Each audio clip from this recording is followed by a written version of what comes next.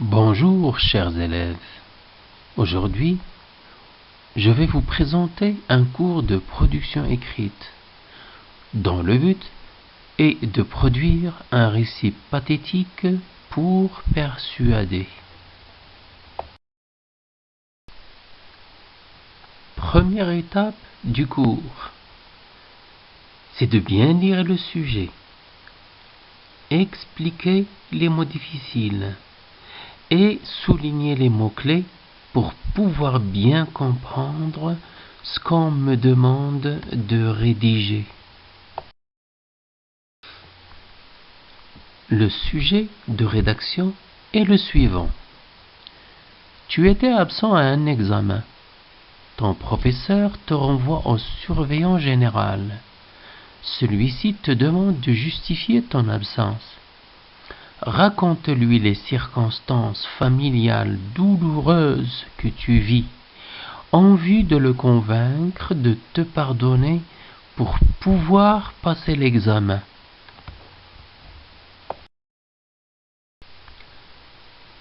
Rappelez-vous ce qu'on a dit tout à l'heure. Je commence par l'explication des mots difficiles. Dans le sujet, ici, ils sont écrits de couleur bleue. Justifier les circonstances. Tu vis, persuader, pardonner. Justifier, ça veut dire donner une preuve, ou bien prouver, ou bien montrer. Les circonstances, ce sont les événements qui se sont passés. Le mot vie, c'est le verbe vivre, conjugué au présent de l'indicatif. Persuader, ça veut dire convaincre ou tout simplement pousser quelqu'un à changer d'avis ou d'opinion. Le mot pardonner à quelqu'un, c'est l'excuser. Maintenant, on va souligner les mots-clés. On a le mot examen, c'est un mot important. Surveillant général. L'expression justifier ton absence. Le mot raconte. L'expression circonstances familiales douloureuses que tu vis. Et enfin le mot convaincre.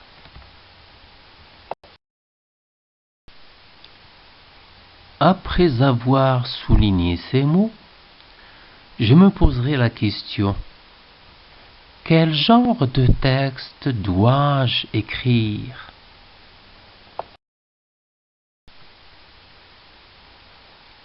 Un récit, bien sûr.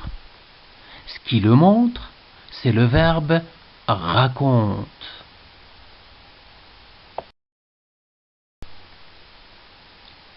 Je me poserai ensuite la question suivante. Qu'est-ce que je dois raconter?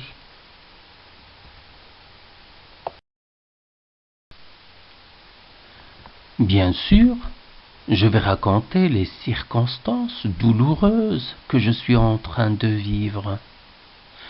Donc mon récit sera très triste et pathétique.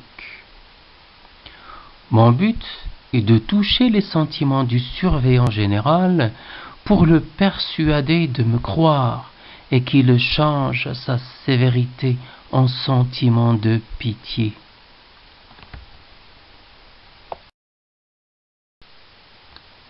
Deuxième étape du cours, c'est la recherche des idées et des champs lexicaux. Allons-y, faisons une recherche. Bien, puisque notre but c'est de toucher les sentiments du surveillant général, on va essayer de trouver un vocabulaire qui sera purement pathétique. Là, on a une liste, en désordre bien sûr. Nourriture médiocre, pain sec plus eau. Mère attaquée par le cancer,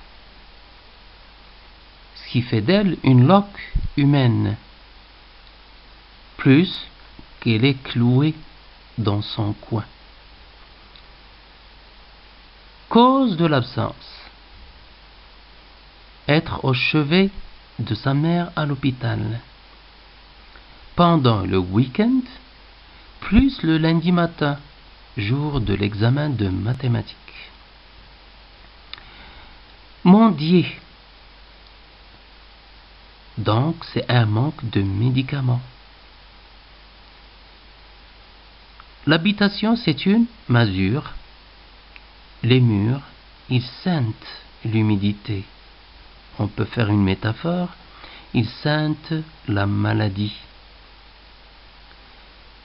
Le père, irresponsable. Il se saoule, le verbe se saouler. On peut utiliser la politesse en nous adressant à monsieur le surveillant général. Les études, c'est assurer l'avenir, plus aider la mère, bien sûr pour l'élève. Prière, comprendre, pour pardonner, pour passer l'examen. Et ça, c'est mon but. Le fils, c'est-à-dire l'élève, il devient un père responsable. Et en même temps, c'est une femme de foyer, c'est lui qui prépare tout, qui fait le nettoyage, qui fait tout. Et il est un élève qui rate ses cours à cause de tout ça. Sa vie, égale cauchemar, égale tourment, égale calvaire. Et on a toute la liste disponible, idées et vocabulaire pour rédiger notre production. Troisième étape de notre cours, c'est d'élaborer un plan, faire un tri des idées et du vocabulaire qu'on a trouvé tout à l'heure, et d'en faire un classement.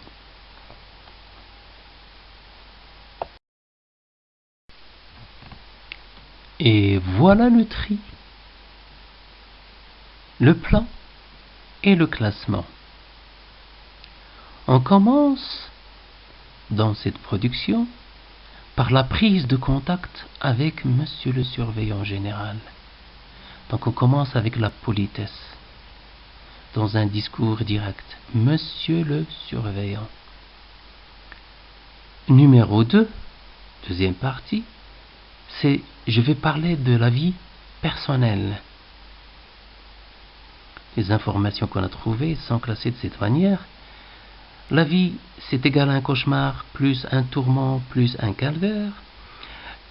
Un père irresponsable qui se saoule.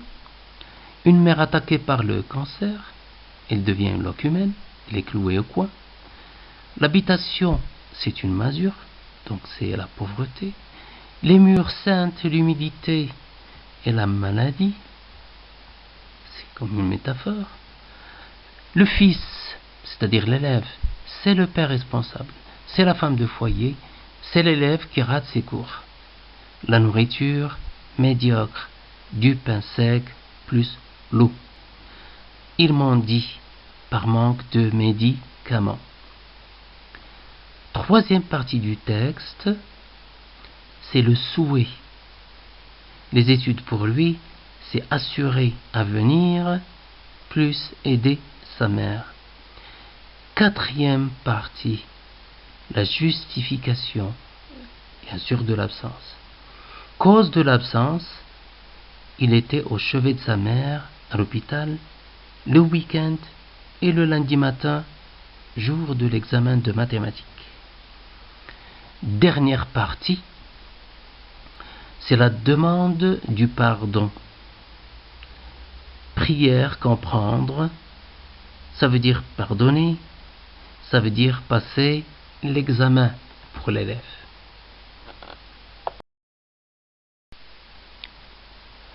La quatrième partie de notre cours, et c'est la dernière, c'est cette phase de la rédaction des idées classées qu'on a déjà trouvées. C'est à toi de rédiger. Mais on va essayer de le faire ensemble.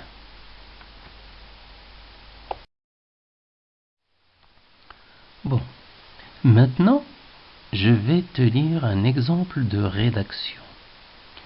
Et j'aimerais que tu fasses la tienne pour que je puisse la corriger lorsque tu me l'auras envoyée. Je commence. Monsieur le surveillant, ma vie est un cauchemar interminable. Ma vie est un tourment en boucle, une vie de misère. Si seulement j'ai un père responsable, mon paternel se soût tout le temps. Le maudit cancer a transformé ma mère en locumène et l'a clouée dans un coin de notre masure dont les parois sentent la maladie, automne, hiver, printemps et été. Chez nous, il n'y a pas d'autres épaules sur qui compter que les miennes. Je suis le fils unique, le père, la femme du foyer, et malheureusement l'élève prodige qui rate ses cours à cause de sa vie de misérable. Cela fait 3 jours que je ne connais pas le goût de la nourriture, puisse-t-elle être du pain sec et de l'eau. Ma pauvre mère est en manque de médicaments, et je me trouve devant l'obligation de mendier pour subvenir aux besoins médicaux de base. Je vous jure que j'aime étudier pour me sauver et épauler ma pauvre mère. J'ai raté des cours et l'examen de mathématiques car j'assistais ma maman à l'hôpital durant le week-end et ce lundi matin. Qui prendra soin d'elle, sinon moi? Je vous prie, monsieur, de me comprendre et de me pardonner, car je n'ai d'autre issue que votre bonté, pour que je puisse passer mon examen de mathématiques. Lecture finie, je te souhaite bonne chance et à la prochaine.